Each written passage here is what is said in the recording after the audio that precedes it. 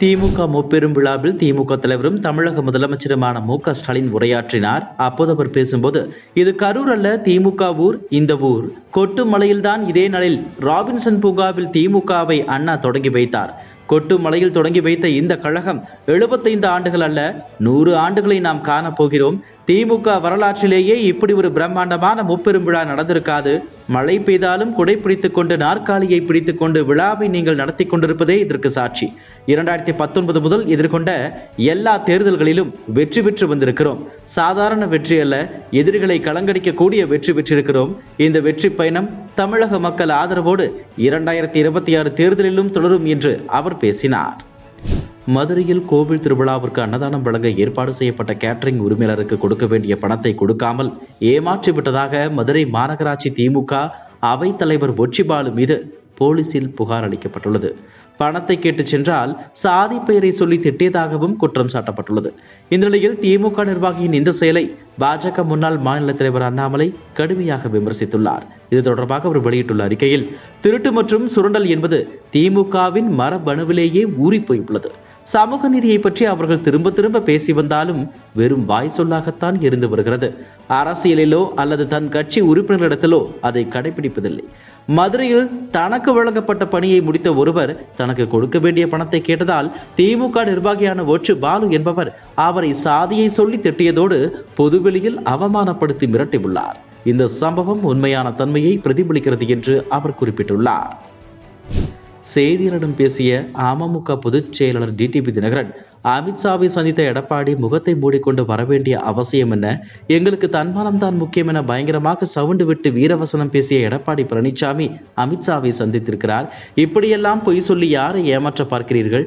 பழனிசாமியிடம் தமிழ்நாட்டு மக்கள் இனி ஏமாற மாட்டார்கள். 2026 தேர்தலில் இபிஎஸ் தோல்வியை தழுவுவது உறுதி. பழனிசாமி அடிக்கும் கூத்துக்களை எல்லாம் ராஜதந்திரம் என கூறிக்கொண்டிருந்தனர் அதிமுக தொண்டர்கள்.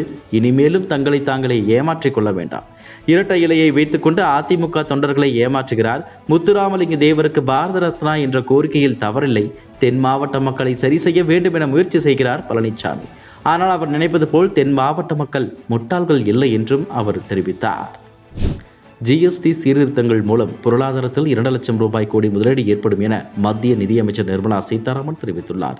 இது தொடர்பாக ஆந்திர மாநிலம் விசாகப்பட்டினத்தில் நடைபெற்ற ஜிஎஸ்டி சீர்திருத்தங்கள் குறித்த விளக்கம் மற்றும் விழிப்புணர்வு நிகழ்ச்சியில் அவர் பேசும்போது, 2 அடுக்குகள் மட்டுமே கொண்ட புதிய ஜிஎஸ்டி வரி விதிப்பு முறையால் பொருளாதாரத்தில் 2 லட்சம் ரூபாய் கோடி முதலீடுகள் ஏற்படும், மக்கள் கையில் பணத்தின் இருப்பு அதிகரிக்கும் என்று கூறியுள்ளார். தெலுங்கானா மாநிலம் ஹைதராபாத் மாதப்பூர் கானாமேட்டில் உள்ள மேக்னஸ் லேக் வியூ குடியிருப்பை சேர்ந்தவர் அம்பேத்கர். இவர் மின்சார வாரியத்தில் என்ஜினியராக வேலை செய்து வந்தார். இவர் அடுக்குமாடி குடியிருப்புகள், தொழிற்சாலைகளுக்கு மின் இணைப்பு வழங்க கால தாமதப்படுத்தி வந்தார். இதனால் மின் இணைப்பு வழங்க சம்பந்தப்பட்ட நிறுவனங்கள் அம்பேத்கருக்கு கோடிக்கணக்கான ரூபாயை லஞ்சமாக கொடுத்து மின் இணைப்பு பெற்றனர். அம்பேத்கர் வருமானத்திற்கு அதிகமாக சொத்து சேர்த்ததாக லஞ்ச ஒழிப்புத்துறை போலீசாருக்கு பல்வேறு புகார்கள் வந்தன. புகாரின் பேரில் அம்பேத்கரின் வீடு, அலுவலகங்கள், உறவினர்கள், பினாமிகள் வீடுகளில் ஒரே நேரத்தில் லஞ்ச ஒழிப்புத்துறை போலீசார் நேற்று முன்தினம் சோதனை நடத்தினர். சங்கரெட்டி மாவட்டம் பிரங்குடா மல்லிகார்ஜுனா நகரில் உள்ள அம்பேத்கரின் பினாமி சதீஷ் என்பவரின் வீட்டில் பதுக்கி வைக்கப்பட்டிருந்த கட்டுக்கட்டான பணம் சிக்கியது. அம்பேத்கரின் வங்கி கணக்கு, அசையும் மற்றும் அசையா சொத்துக்களின் மதிப்பு 150 கோடி ரூபாய் என தெரிய வந்துள்ளது.